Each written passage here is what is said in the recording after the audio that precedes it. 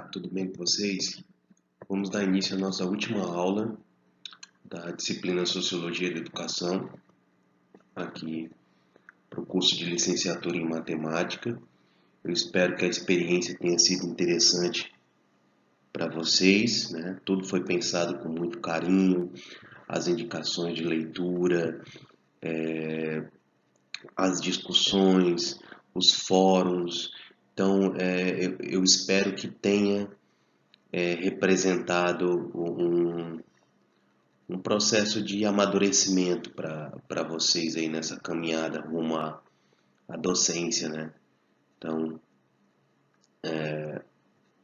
encerro essa caminhada me colocando sempre à disposição, como fiz até agora, né? Para tirar algumas dúvidas, para discutir algo que porventura tenha passado despercebido. Então, me coloco sempre às ordens para atendê-los da melhor forma possível, né?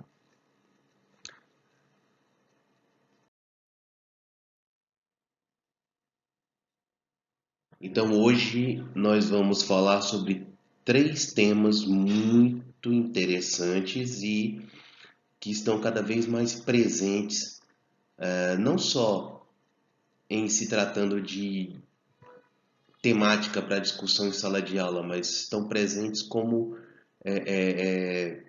partes ou elementos pulsantes do nosso cotidiano, né? Coisas, discussões das quais nós não podemos fugir. Então, é interessante não só percebê-los, como, na medida do possível, introduzir essas temáticas nas discussões de sala de aula, que são sociedade de consumo, sexualidade e gênero, religião e educação. Vamos começar falando sobre a sociedade de consumo, né? Vivemos numa sociedade de consumidores, vivemos numa sociedade em que as pessoas associam felicidade ao consumo e cada dia mais tanto a publicidade como as nossas relações sociais são guiadas por esse mantra, né, de que o consumo pode levar à satisfação de alguns desejos e, portanto, à felicidade do ser humano, né? Que é algo bastante questionável. Por isso eu trouxe a vocês, como sugestão lá naquela nossa pasta, o texto de Gilles Lipovetsky, né? Para que vocês deem uma olhada na discussão que ele faz sobre o consumo, né? Principalmente o consumo voltado para a indústria da moda, que não sei se vocês concordam, parece ser uma das mais pulsantes, né? Onde as novidades elas vão caindo em desuso ou vão sendo substituídas numa velocidade cada vez maior, né? Então é muito interessante dar uma olhada nessa leitura, dar conhecer esse autor, que é um sociólogo contemporâneo. E tem um outro autor que eu não trouxe texto dele para vocês, mas que é dos sociólogos mais lidos na atualidade, que se chama Zygmunt Bauman, né? Ele tem um livro fantástico chamado Vida para o Consumo, que apesar de eu não ter colocado na pasta de vocês, vocês podem acessar tranquilamente pela internet, pelo Google, né? Ou alguns trechos ou mesmo a leitura completa dessa obra que está disponível para estudo, né? Então vale a pena dar uma olhada, dar uma aprofundada nessa temática, porque, como eu disse agora há pouco, ela está cada vez mais presente no nosso cotidiano e na escola, obviamente, essas discussões precisam ser feitas, né? Então, vamos discutir alguns pontos sobre sociedade de consumo. As pessoas vivem em uma sociedade de consumo caracterizada por relações sociais padronizadas, nos mesmos parâmetros da relação entre consumidores e objetos de consumo. Quem escreveu isso foi o sociólogo Zygmunt Bauman, né? Me perdoem, eu não coloquei a referência aí, mas estou falando para vocês. Quem escreveu isso foi o sociólogo Zygmunt Bauman. E o interessante é que ele salienta nesse termo, nesse trecho, que não só o consumo é um intercâmbio de objetos, mas as pessoas, elas estão também se colocando no lugar de objetos, né? As pessoas também estão se colocando como mercadorias. Então essa é uma tese que tanto o Bauman como o Lipovetsky, que é o autor que eu coloquei para vocês darem uma lida, no livro O Império do Efêmero, olha como é que como o título do livro do Lipovetsky já é muito, já entrega muito o que é o conteúdo, né? O Império do Efêmero. Ele vai falar sobre o consumo na moda, mas a gente pode trazer isso para toda a sociedade de consumo, né? É tudo muito efêmero, porque as coisas são feitas, obviamente, para vender e para durar pouco e para que as nossas necessidades sejam constantemente renovadas. Para que serve isso? Para que o consumo se torne um ciclo permanente, né? A gente passe a vida inteira consumindo, e não só consumindo, mas fazendo isso como uma extrema necessidade, como se o ato de consumir nos conferisse a própria humanidade, né? E isso é uma coisa muito grave na leitura desses dois autores que eu mencionei para vocês. Tanto é que nesse trecho que eu li do Zygmunt Bauman, ele vê com muita preocupação que o próprio ser humano está se tornando uma mercadoria. Então, o homem é uma mercadoria, né? O que vocês pensam sobre isso? Na relação entre consumo e consumismo, né? Nós temos dois termos aí que designam ações um tanto quanto diferentes, né? Porque o ato de consumir é algo considerado inteligível, algo que faz parte da nossa cultura, algo que está inserido no nosso processo de socialização.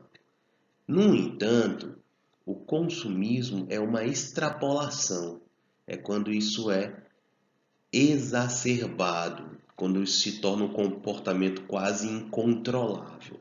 Então, nós temos aí duas modalidades de ação no sentido da relação com as mercadorias, né? Com aquilo que o mercado nos oferece. Então, nós passamos por uma revolução consumista, principalmente no período pós-guerra, né? A, a, a Segunda Guerra Mundial, principalmente, enquanto a Primeira Guerra Mundial nos ofereceu uma série de crises que precisavam ser resolvidas com planos econômicos mirabolantes e políticas públicas de toda a ordem, né, para tentar remontar os mercados destruídos pela guerra. Após a Segunda Guerra Mundial, a coisa foi diferente. Assim. Houve também um processo de reconstrução, mas como a lição foi aprendida após a Primeira Guerra Mundial, ao término da Segunda Guerra Mundial, o que se incentivou, principalmente nos países mais desenvolvidos na época, foi o consumo. dizer, aquilo que a gente entende, por exemplo, como o American Way of Life, ou o modo de vida americano, né, que é aquele padrão burguês de ter uma casa no subúrbio, um automóvel, um bom emprego, uma família nuclear, né, homem, mulher e filhos, e toda aquela norma burguesa. Eu estou falando em norma para a gente lembrar da temática da aula passada, né, que era estigma. O que que é norma? Norma é aquilo que a sociedade espera, aquilo que a sociedade elege como um padrão, né? E o American Way of Life era um padrão, não só de vida, mas um padrão de consumo. Então, esse novo ser humano, novo entre aspas, do pós Segunda Guerra Mundial, era um ser humano essencialmente consumista, né, que precisava refazer a sua vida, precisava criar sua família e precisava fazer a roda da economia girar. Então, isso obviamente não é uma coisa tranquila, né? Muitas pessoas recorrem a estratégias diversas para aderir a esse modo de vida, né? Como empréstimos, hipotecas, enfim, coisa muito comum, não só nos Estados Unidos, mas aqui no Brasil também. Então, essa necessidade de se adequar a esse novo padrão começa a mexer no modo de consumo das pessoas. E aí a gente tem o que os especialistas chamam de revolução consumista, que é a intensificação, né? Que é justamente a transgressão do consumo para o consumismo, né? Porque assim, o que era uma boa casa burguesa? Uma boa casa burguesa é aquela que tinha a maior parte dos utensílios modernos da época, né? Então, tudo isso era vendido como um sinônimo de status, um sinônimo de tranquilidade, um sinônimo de estar inserido, né, numa sociedade, num tipo ideal, como diria o Max Weber, né?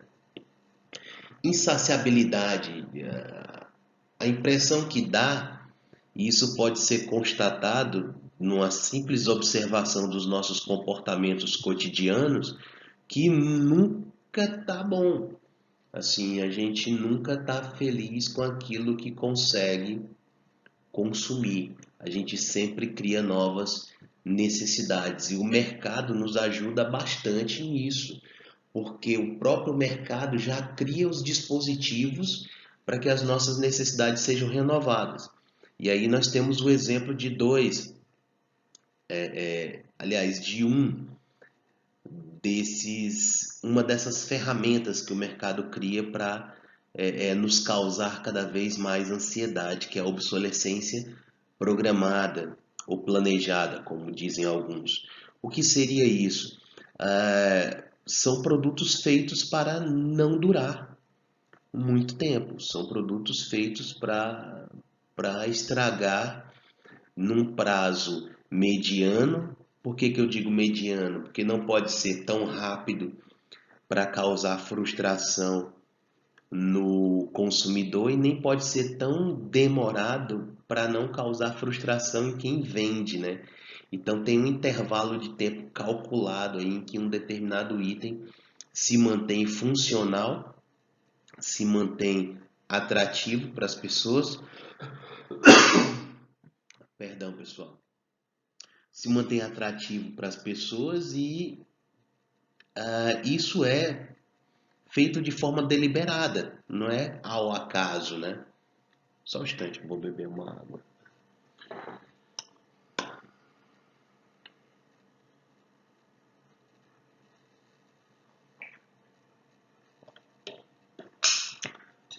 Então, não é por acaso, isso é planejado. As empresas, as indústrias, elas têm profissionais cujas funções são exatamente fazer esse tipo de cálculo, né? Então, lembrando, um produto deve durar nem tão pouco tempo para não causar frustração ao consumidor e nem muito tempo para não causar frustração ao vendedor e ao produtor, obviamente. Então, numa sociedade de produtores, numa sociedade baseada no consumo, sem o sufixo ismo, o que que nós temos? Trata-se de uma sociedade sólida, né? De uma sociedade em que os limites do corpo são respeitados, né? Você não precisa, ou pelo menos não é vendida aquela ideia de que você precisa se matar de trabalhar para ter determinadas coisas. Você consome por necessidade, né? Você tem ideais, você tem projetos, você tem metas de longo prazo, você está mais linkado com questões ligadas à coletividade, né? E há uma maior coerção do grupo para com as nossas atitudes individuais. Então há uma preocupação maior em manter a coesão social, né? Isso numa sociedade de produtores baseadas no consumo.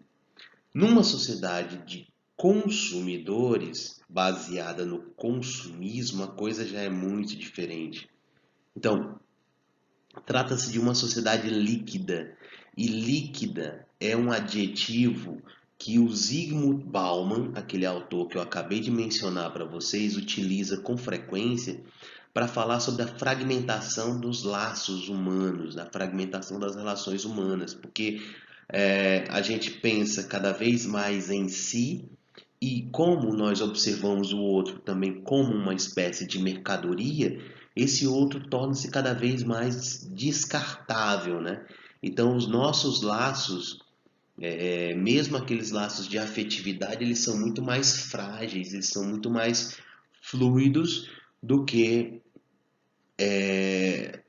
numa situação em que a gente ainda pensa na coletividade, a gente ainda preza pela solidez das relações, então é uma outra situação.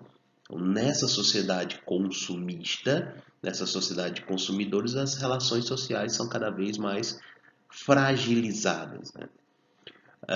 O foco é o bem-estar, é o espírito, só que os publicitários, de uma forma genial, conseguiram captar que os consumidores precisam ser manipulados naquilo que lhes provoca bem-estar. Então, a publicidade há muito tempo sacou que para vender determinados produtos você tem que associar esse produto, ou pelo menos você tem que vender esse produto não só elencando suas funcionalidades, porque as pessoas não compram mais por necessidade, as pessoas compram por desejo. Então é isso que você precisa atiçar, é isso que você precisa estimular em cada consumidor. Então, além do produto, o que a publicidade nos vende é um estilo de vida, né? Um status associado ao produto. E aí, nesse sentido, eu sugiro que vocês assistam um documentário que também está disponível no YouTube chamado O Império das Marcas. Vale muito a pena assistir e toca bastante nesse ponto, né? É uma sociedade imediatista, né, que pensa muito no agora. Então, eu preciso, eu quero. E por falar em eu, é uma sociedade que preza pelo individual em detrimento do coletivo, né? E que não dá a mínima para aquilo de coesão que o grupo impõe, ou que o grupo tenta colocar para manter a sociedade funcional, mas preza mais pela liberdade. E essa liberdade é focada principalmente na capacidade de consumir. Então, numa sociedade consumista, numa sociedade de consumidores, a minha liberdade é do tamanho da minha capacidade de consumir, ok?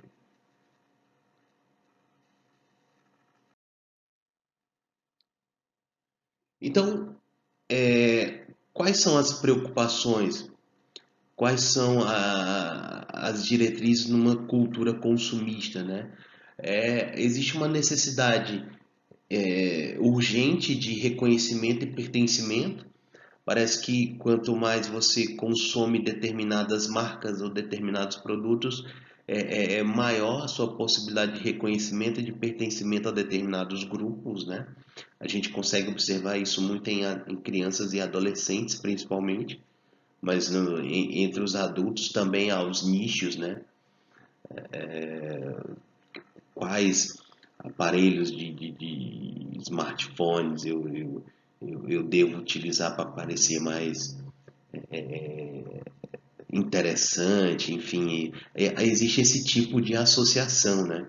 Que para um observador que quer ser imparcial parece um absurdo, mas são práticas cotidianas, né? Que se nós não pararmos para observar e para olhar isso de uma forma crítica, a gente mesmo pratica no dia a dia, né?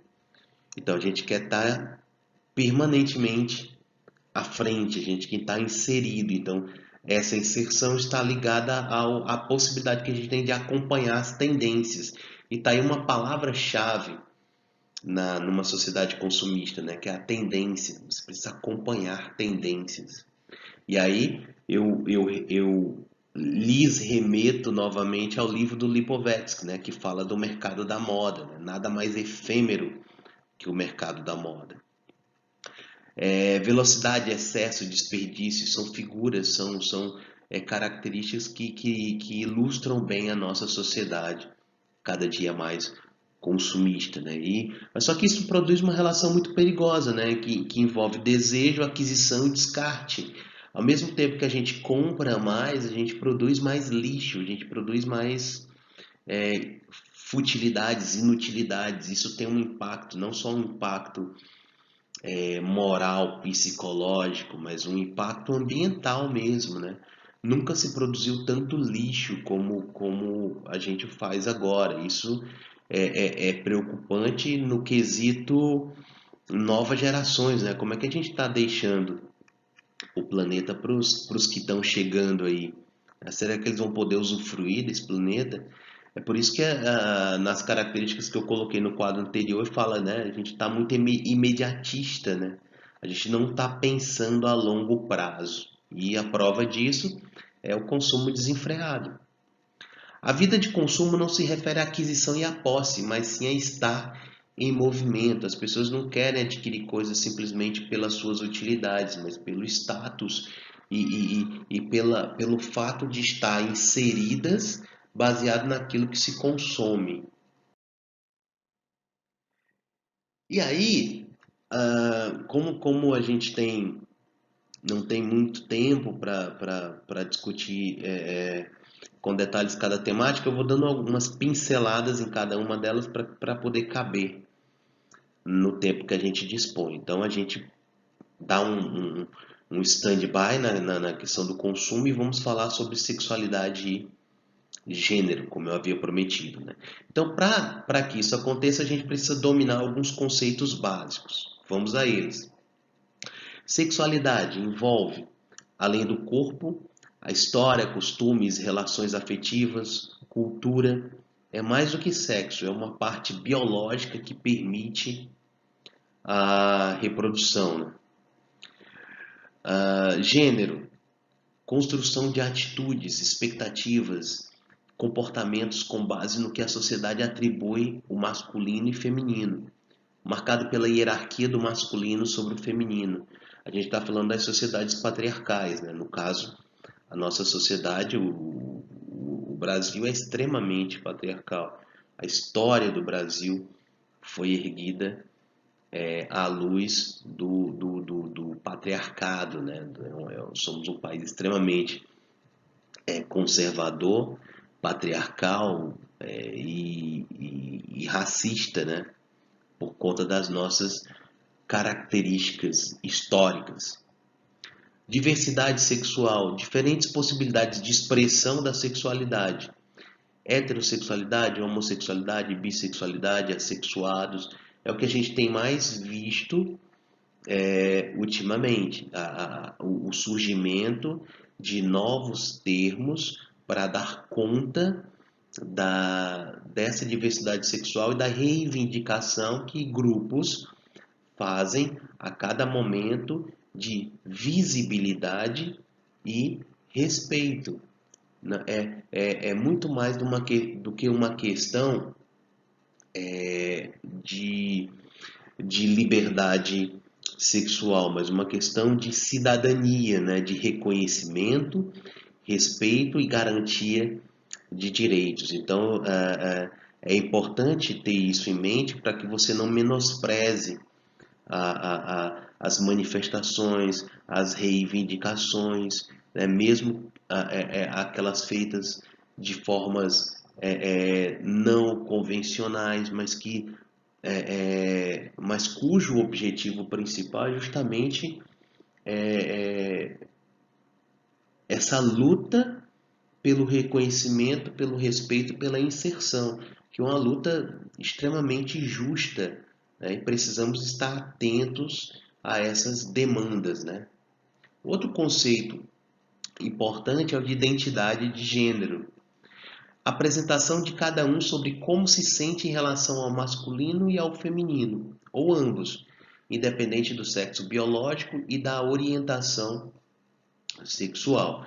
Então você já pode perceber que a gente está falando de um tema altamente complexo, né, e que precisa, obviamente não no espaço que nós temos, onde não dá realmente para aprofundar, mas que precisa ser compreendido, que precisa ser estudado. Então, eu deixo com vocês esse desafio e espero que vocês o aceitem e passem adiante, né? Incorporem isso, porque é algo extremamente importante.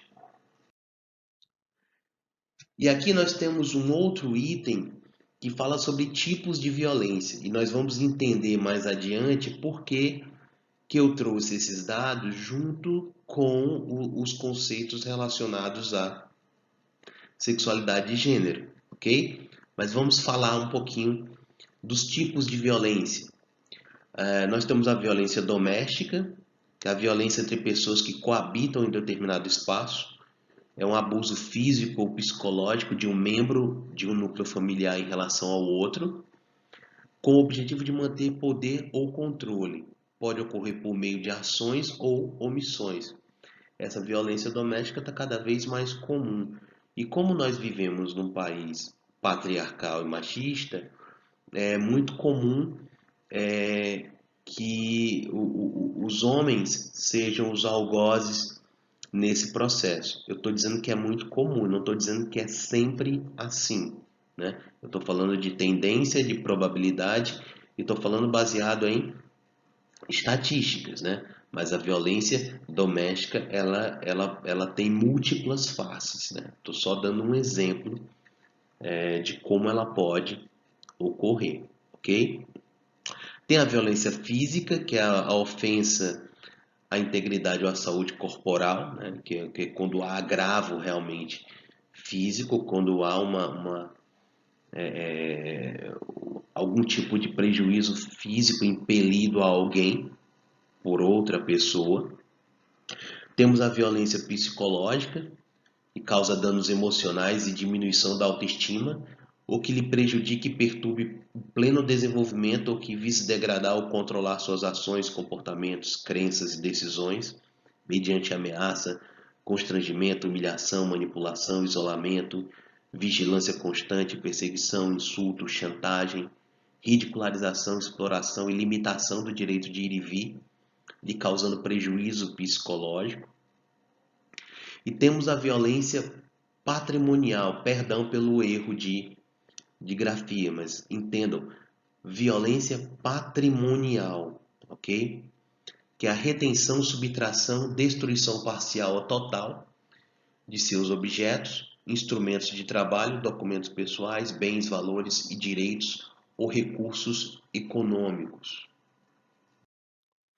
Temos a violência moral, que é a calúnia, difamação ou injúria, e a violência sexual, ato sexual não desejado ou a tentativa de obtê-lo por meio da intimidação psicológica ou emocional, que a constranja a presenciar, a manter ou a participar de relação sexual não desejada, a induza a comercializar ou a utilizar sua sexualidade, a impeça de usar qualquer método contraceptivo, ou que a force ao matrimônio, à gravidez ou ao aborto, ou à prostituição, mediante coação, chantagem, suborno ou manipulação. Limite ou anule o exercício de seus direitos sexuais e reprodutivos. Então, por que colocar esses conceitos que se aproximam ou que versam sobre a questão da sexualidade de gênero e logo em seguida falar sobre tipos de violência? Porque, infelizmente, as relações de gênero, elas são muitas vezes construídas imersas numa série de violências, né? E o que vocês já puderam perceber na caracterização desses tipos de violência, nem sempre a gente está falando de um só desses tipos, né? Porque se você pensar em qualquer modelo de relacionamento abusivo, você consegue incorporar muitos desses tipos de violência, né? Desde da física até a moral, a patrimonial, a sexual, a psicológica, enfim, é, infelizmente é um sem número de possibilidades, né? Envolvendo as relações de gênero. Eu vou mostrar alguns dados para vocês mais adiante. Mas antes disso, só para fechar essas questões mais teóricas, eu trouxe esse quadrinho para vocês. Eu vou até deixar esse material. É um manual contra a transfobia, que foi produzido pelo grupo Catraca Livre, né, e que foi disponibilizado para que a gente possa utilizar, desde que cite a fonte. Eu estou citando agora, né, o grupo Catraca Livre, e eu vou disponibilizar esse material para vocês darem uma olhada, que é muito interessante. Então eu selecionei dois slides, duas páginas desse material para mostrar aqui para vocês. A primeira são esses conceitos básicos, né, que eles trazem de uma forma bem didática. Identidade de gênero se refere à expressão da identidade de uma pessoa que pode ser diferente ou igual àquela designada no nascimento. Qual é a expressão designada no nascimento? Mulher, homem, pessoa transgênera ou cisgênera. A gente vai já compreender esses termos. O que é gênero e orientação sexual? Gênero diz respeito ao sexo, né? Se é homem ou se é mulher. Orientação sexual diz respeito àquilo que você deseja. Então, você pode ser hétero, homo, bissexual e por aí vai. Identidade de gênero e orientação sexual não estão alinhados. Isso quer dizer que as pessoas trans possuem uma orientação sexual que não depende da sua identidade. O que são pessoas trans? São pessoas que nascem de uma determinada forma, né? Nasce homem e se percebe como mulher, ou nasce mulher e se percebe como homem.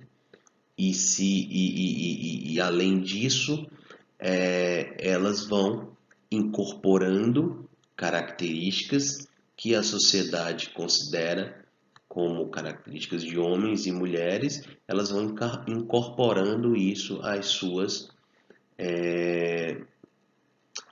feições, ao seu modo de vestir, ao seu modo de agir, né? Então, a pessoa passa a agir, passa a se manifestar da forma que se sente. Então, as pessoas trans, elas transcendem o sexo biológico, né? Por isso o nome trans, ok? Orientação sexual refere-se ao desejo erótico afetivo de uma pessoa. que pode ser heterossexual, homo, bi, pan, demi, assexual, etc. E é importante que vocês pesquisem cada um desses termos assim que for possível, porque é uma riqueza de categorias, né, que a cada dia a gente tem novidades. Eu não encaro isso como uma coisa negativa, pelo contrário, quanto mais grupos, quanto mais pessoas se sentirem representadas e puderem lutar por direitos e puderem lutar por espaço, isso é importante para o amadurecimento da humanidade, né? Para o amadurecimento da nossa sociedade. Então, sexo em geral é relacionado à genitália, mas pode ser também cromossômico, psicossocial, etc. A partir dessas características, a pessoa pode ser macho ou fêmea. Então, é biológico, né? Essas definições são meramente didáticas e não são estanques. Então, sexo, gênero e orientação sexual precisam ser compreendidos como parte de um processo, ok? E aí eu costumo utilizar como exemplo a figura de uma pessoa bem conhecida, né, na mídia, que é a Tami, né? Tami é um homem trans que sente desejo por outras mulheres. Então, Tami é um homem trans heterossexual. Vocês estão entendendo? Do ponto de vista biológico, ele nasceu como mulher, mas ele se percebe como um homem. Ele é um homem trans e um homem trans que gosta de mulheres. Perdão. Então nós temos essa personalidade pública, né, que é o Tami, como um homem trans heterossexual. Estão percebendo como é complexo e como a gente precisa estar minimamente antenado com isso? Porque eu estou falando de uma figura pública, mas nós encontramos nas nossas salas de aula pessoas trans, pessoas homossexuais, pessoas de toda ordem e toda categoria que precisam ser compreendidas, que precisam ser respeitadas e que precisam ter sua busca por visibilidade e respeito estimuladas, né? Então faz parte do nosso cotidiano.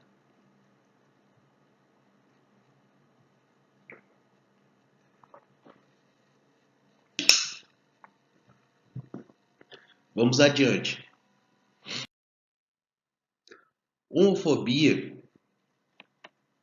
se refere a questões de orientação sexual e não de identidade de gênero. Crimes de intolerância relacionados a pessoas trans são chamados de transfobia. E a gente tem um dado terrível aqui no Brasil, que é de 2017, se eu não me engano. 40% dos crimes violentos contra pessoas trans no mundo acontecem no Brasil. Olha que absurdo. 40% dos crimes violentos contra pessoas trans no mundo acontecem no Brasil. Isso diz muito sobre quem nós somos, sobre como foi construída a nossa sociedade e como nós precisamos traçar um longo caminho rumo à mudança. E esse caminho, apesar de muitas pessoas ainda não entenderem, esse caminho passa pela educação. Por isso que essas temáticas são tão importantes para serem discutidas numa licenciatura. porque é na educação dos jovens, tanto na escola como em casa ou em qualquer outra instituição social, é na educação dos jovens que a gente tem a possibilidade de plantar as sementes do respeito, né? Da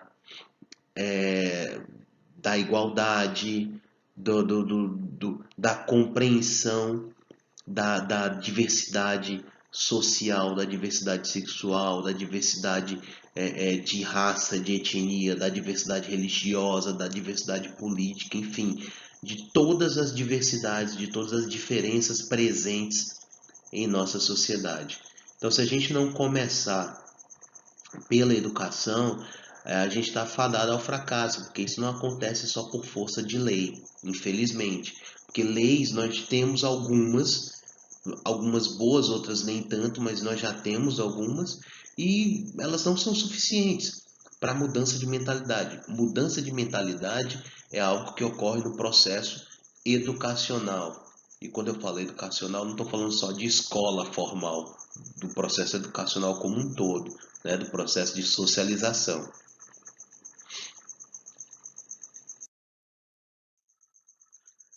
Na nossa Constituição, no artigo 5º, nós temos o seguinte: todos são iguais perante a lei, sem distinção de qualquer natureza, garantindo-se aos brasileiros e aos estrangeiros residentes no país a inviolabilidade do direito à vida, à liberdade, à igualdade, à segurança e à propriedade.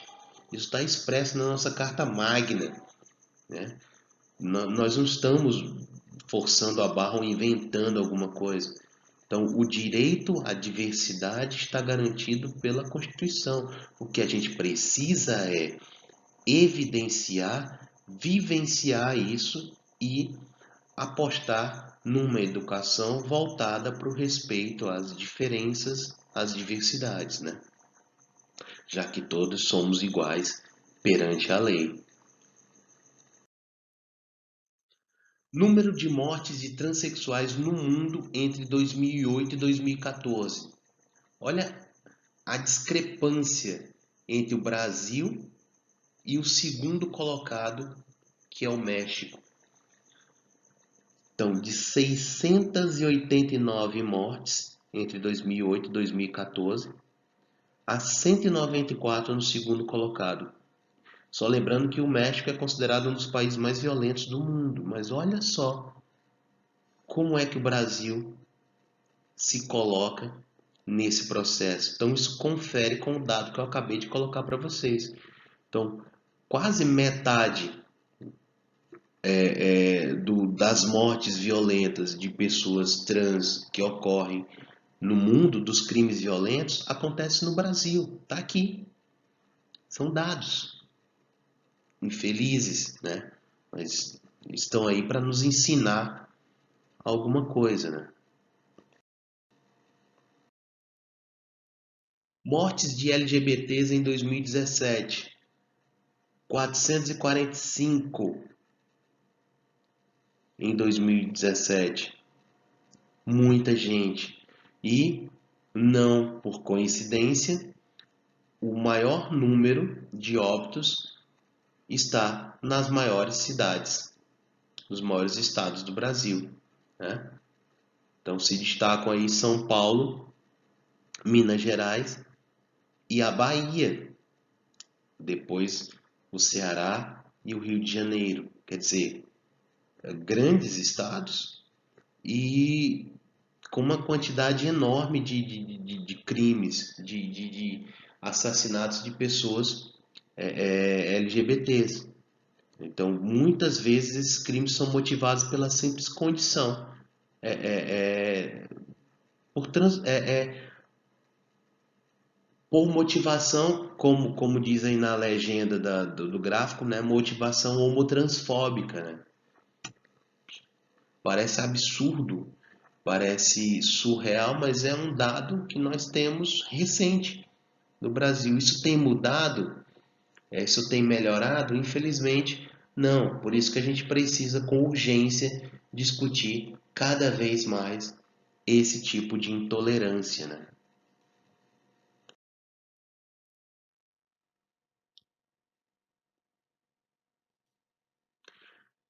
De acordo com a BNCC, a Base Nacional Comum Curricular, a BNCC e os currículos se identificam na comunhão de princípios e valores que, como já mencionado, orientam a LDB e as DCN. Dessa maneira, reconhece que a educação tem um compromisso com a formação e o desenvolvimento humano global, em suas dimensões intelectual, física, afetiva, social, ética, moral e simbólica. Quer dizer, tanto a nossa Constituição como as bases da educação nacional dizem a mesma coisa. Nós devemos defender o respeito à diversidade, o respeito à diferença, incorporá-las e não fazer qualquer juízo de valor em relação ao acesso desses grupos, dessas pessoas, desses indivíduos às leis e a toda a estrutura daquilo que o Estado oferece.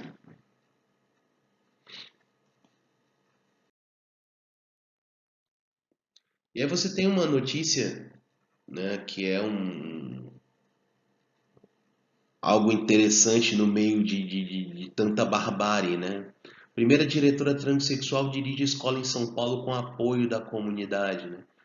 Porque parece óbvio dizer, mas agir dessa forma ainda é infelizmente muito complicado para a maioria da população, porque seria óbvio dizer que as pessoas ocupam ou deveriam ocupar cargos pela sua competência, pelas habilidades que ela demonstra ter para ocupar esse cargo, não pela cor da sua pele ou pela sua orientação sexual ou pela categoria da qual ela reivindica participar.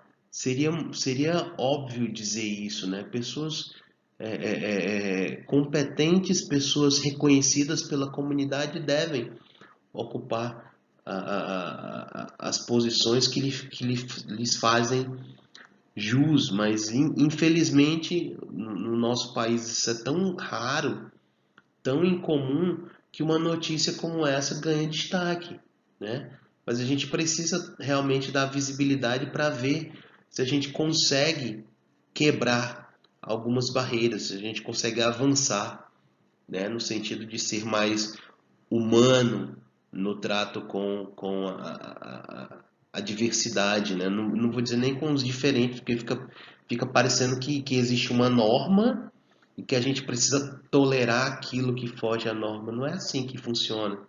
A gente já estudou bastante, a gente já leu bastante para perceber que as diferenças elas precisam ser compreendidas em seus termos e não há uma ideia de hierarquia. Não, a norma ela existe, né, só para ser percebida e para ser desafiada, como a gente viu nas leituras sobre o estigma, né, que nós fizemos na aula anterior. Um exercício simples, vá lá na sua conta do Facebook, pede para atualizar, vá lá nas configurações e coloque a opção gênero. Olha que a gente encontra aqui 56 gêneros no Facebook. E aí você tem, ó, cis, mulher cis, homem cis, cis feminino, cis masculino, transfeminino, transmasculino, homem trans, mulher trans e por aí vai. Quer dizer, não é invenção, é realidade. São grupos que outrora eram invisibilizados, ridicularizados, pedindo passagem com todo direito, reivindicando não só visibilidade, como respeito e garantias de direitos, e que estão aí representados nas mais diversas frentes, inclusive nas plataformas, nas redes sociais. E para fechar, as nossas últimas pinceladas, né, nessas temáticas tão espinhosas, vamos falar um pouco sobre intolerância religiosa, né? Estamos falando de intolerância em vários sentidos, vocês já devem ter percebido isso, né? É um termo que descreve a atitude mental caracterizada pela falta de habilidade ou de vontade em reconhecer e em respeitar as diferenças ou crenças religiosas de terceiros. Poderá ter origem nas próprias crenças religiosas de alguém ou ser motivada pela intolerância contra as crenças e as práticas religiosas de outrem. A intolerância religiosa pode resultar em perseguição religiosa e ambas têm sido comuns através da história. A maioria dos grupos religiosos já passou por tal situação numa época ou noutra, né? Então, por que acontece a intolerância religiosa? Porque nas mais diversas sociedades, alguns grupos religiosos requerem para si uma centralidade, uma maior importância e passam, portanto, a perseguir outros, outras manifestações religiosas, outros grupos religiosos, para mostrar não só poder, mas para assegurar espaço, domínio sobre determinados campos da vida social, né? Sobre determinados elementos da vida social. Foi assim com a Igreja Católica na época do feudalismo, né? Que ela foi triunfante, foi dominante, foi a maior senhora feudal durante muitos séculos. Teve seu poder desafiado na Reforma Protestante, é, adensou, né, elaborou a Contra-Reforma para se manter relevante. Então, eu estou dando um exemplo de uma religião que foi dominante durante muito tempo. Inclusive, o nosso país ele foi construído obviamente de uma forma muito violenta, né? Fincado na religião católica, né? Por que eu falo de uma forma violenta? Porque a atitude do colonizador nunca é amena, a atitude do colonizador geralmente é violenta. E a Igreja Católica foi responsável por uma violência não necessariamente física, mas uma violência simbólica sem tamanho, quando ela pegou jovens nativos de diversas etnias, diversas tribos indígenas no Brasil e começou a ensiná-los a língua do colonizador, a religião do colonizador e transformou esses jovens numa outra coisa, que não mais nativos e nem europeus. Eles eram uma outra coisa. Eles foram educados para serem tementes a Deus e obedientes às regras do colonizador, ok? Então, isso é um tipo de violência. Então, os argumentos para a intolerância religiosa geralmente são um discurso civilizador. Eu acabei de dar um exemplo para vocês da ação dos jesuítas aqui no Brasil na época da colonização. Tanto é que eles deixaram frutos. A boa parte das escolas renomadas no Brasil ainda são escolas de base religiosa, né? Muitas capitais, muitas cidades bem relevantes do nosso país, relevantes do ponto de vista econômico, né? Que eu estou falando, ainda tem grandes escolas católicas, né? Nós temos no Brasil universidades católicas como a PUC, né? A Pontifícia Universidade Católica em vários estados do país. Então, a educação católica ainda continua aí em alta, né? Esse discurso civilizador que se alia a um discurso de manutenção da ordem, né? De repente eu tenho que ser violento, eu tenho que massacrar outros grupos que não têm a mesma fé que o meu, ou tentar dobrá-los, tentar intimidá-los a assumir, mesmo que de forma como eu diria, de forma rasa a sua fé, numa tentativa de manutenção da ordem, né? De paz social. E, obviamente, essas religiões, esses grupos que praticam a intolerância religiosa, eles se preocupam com a manutenção da hegemonia, porque eles garantem poder, não só poder cultural, ideológico, mas poder político muitas vezes, né? Não é à toa que nós temos aqui no Brasil grandes grupos políticos que alçaram o poder baseados no discurso religioso. Quais são os mecanismos utilizados nesse processo? Estratégias de discriminação, tentar inferiorizar, tentar associar a outras expressões de religiosidade aquilo que de pior tem na sua religião, por exemplo, dizer que uma outra religião é coisa do demônio, ou tal prática leva ao inferno, ou é pecaminosa. Então é um discurso elaborado no sentido de inferiorizar outra expressão religiosa. Estratégias de perseguição, né? Não dá para não lembrar do período da Inquisição, né, em que muitas pessoas foram torturadas e mortas em nome dessa manutenção da ordem, né? Pessoas eram torturadas, muitas delas confessavam aquilo que nem haviam feito, porque a tortura era tão intensa, porque a perseguição era tão intensa que elas preferiam morrer a ser torturadas.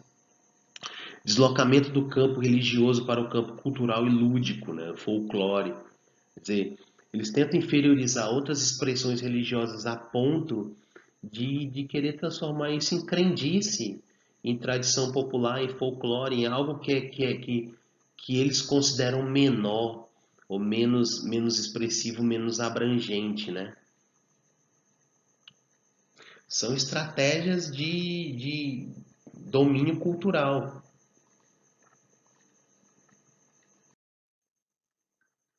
E aí nós temos como exemplo aqui para encerrar nossa discussão as religiões afro-brasileiras. E aí você tem, são religiões de negro? Será? As religiões afro-brasileiras se contrapõem à cultura oficial e apresentam-se perante ela como religiões representativas dos estratos inferiores da sociedade, né?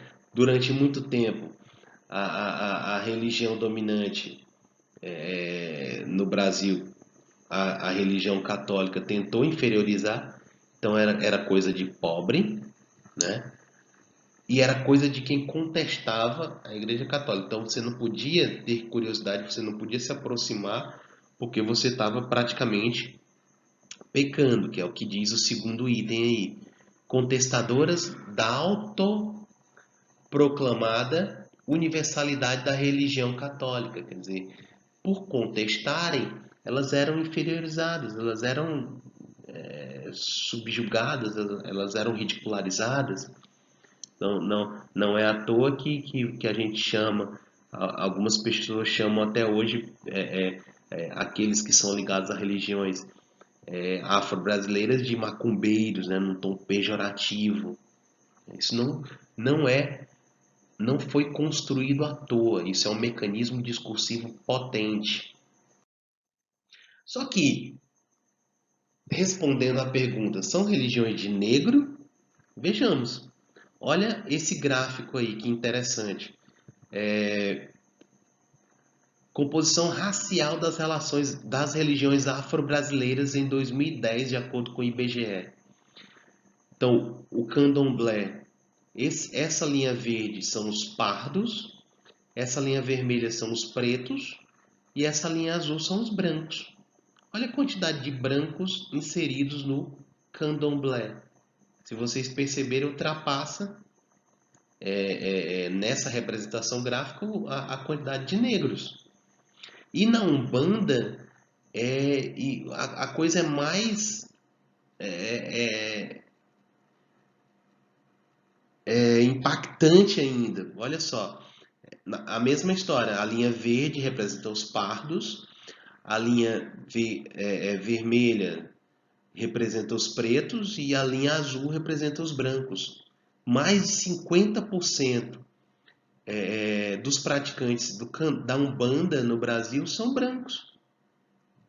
30% dos praticantes do Candomblé no Brasil são brancos. Então, religião de preto. Por que esse discurso ainda é poderoso? Porque é um discurso que inferioriza. Num país que é racista, ser religião de preto é estar, de certa forma, inferiorizado. Concordam? Então tá aqui, ó. Umbanda, 17,4% dos seus adeptos são brancos. No Candomblé, 29,2%. Aliás, 17,4% dos seus adeptos são pretos na Umbanda. No Candomblé, 29,2% são pretos. Aumento de mais de 7% em relação ao censo anterior.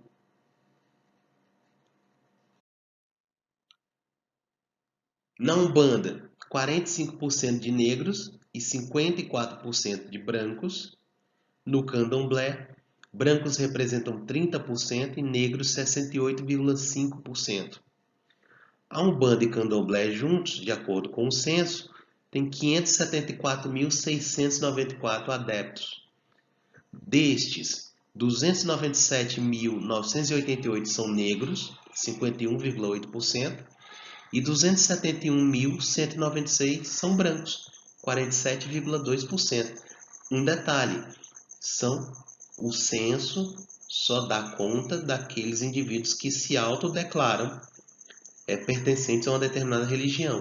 Tem muitos indivíduos que não se sentem à vontade para dizer que seguem alguma religião afro-brasileira justamente por conta desse preconceito, desse discurso inferiorizante elaborado pelas religiões oficiais dominantes no Brasil durante muito tempo. Então, esses dados são só dos indivíduos que se autodeclaram, né?